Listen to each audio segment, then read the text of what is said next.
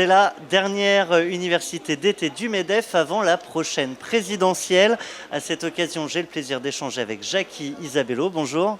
Bonjour Thomas. Jacky Isabello, vous êtes cofondateur de Coriolink, une agence de communication institutionnelle. Et dans la main, j'ai les résultats de la dernière étude Odoxa, je crois, sur, vous allez mieux en parler que moi, ça parle de quoi ? C'est l'Observatoire de l'esprit entrepreneurial. On a souhaité, avant l'université d'été du MEDEF, demander à un échantillon représentatif de Français quels sont pour eux les gens qui sont importants, qu'il serait important d'entendre durant la présidentielle. Donc vous avez proposé plusieurs catégories. On a les entrepreneurs, les artistes, les intellectuels. Qui ressort en premier ?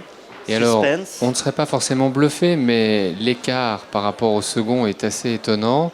45% des Français souhaiteraient entendre les entrepreneurs, les gens qui ont le sens de l'initiative durant cette présidentielle.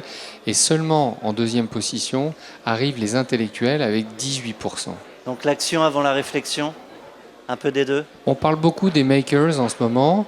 On en a un peu assez de tous ces discours. On a envie de gens qui, avant de parler, peuvent démontrer qu'ils ont fait.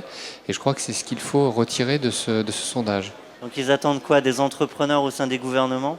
Alors, on leur a aussi effectivement posé la question, souhaiteriez-vous voir nommer systématiquement dans les gouvernements, quelle que soit la sensibilité politique de ce gouvernement, des entrepreneurs ?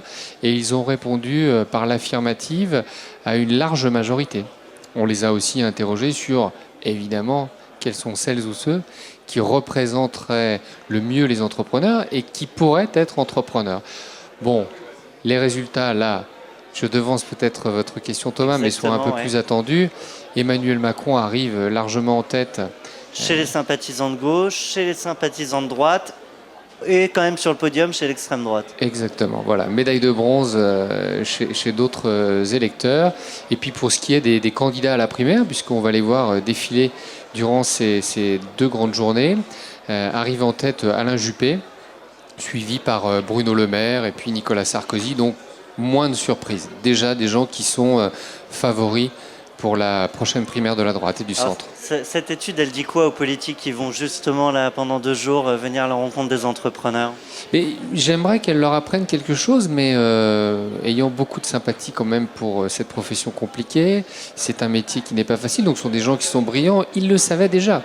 Et voyez-vous, on a bien noté que par exemple quelqu'un comme Arnaud Montebourg a souhaité à un moment teinter son parcours politique par une expérience entrepreneuriale. On nous a dit récemment que l'avant-dernière ministre des PME, Fleur Pellerin, allait opter pour un parcours entrepreneurial. Il y en a eu d'autres, Alain Madelin et j'en passe. Mais je pense que les Français ont envie de gens qui ont démontré, et notamment démontré des succès économiques, et ils veulent les voir dans des postes politiques. Pas évident de conjuguer les deux métiers quand même. Bon, sans transition, la suite, comme il disait au Guignol, je crois. Il y a une autre étude là, qui vous tient à cœur en ce moment, c'est celle qui concerne les relations grands groupes PME. Un petit mot là-dessus. Ici, il y a des dirigeants de TPE-PME. Thibault Langsat, qui est vice-président du MEDEF, a souhaité, dès l'année dernière, mettre à disposition des adhérents TPE-PME une tente pour tous ces gens qui donnent du temps dans les MEDEF territoriaux et dans les instances nationales pour parler de ces sujets. On a aussi de très très grands patrons avec beaucoup de talent, des grands entrepreneurs.